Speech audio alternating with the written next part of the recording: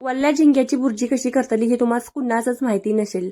पाव किलो झिंगे घेतलोय वल्ले, छानपैकी साफ करून घ्यायचं आणि छोटे छोटे तुकडे करून घ्यायचं आणि हळद तिखट मीठ लावून जरा बाजूस ठेवतलं.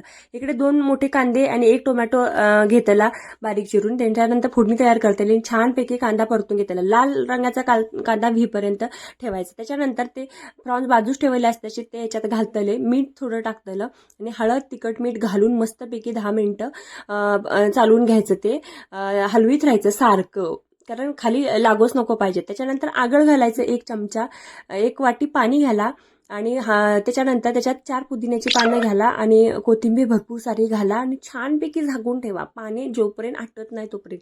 छानपैकी पाणी आटलं का नाही, वल्लं खोबरं तुम्हाला आवडत असेल तर मस्तपैकी घाला भरपूर सारं. 1 नंबर तुमची भुर्जी झाली तयार. भातासोबत खावा, तांदळाच्या भाकरीसोबत खावा, कशासोबत बी खावा, 1 नंबर अप्रतिम होते. करून बघा आणि नक्की सांगा कमेंट करून कशी झाली.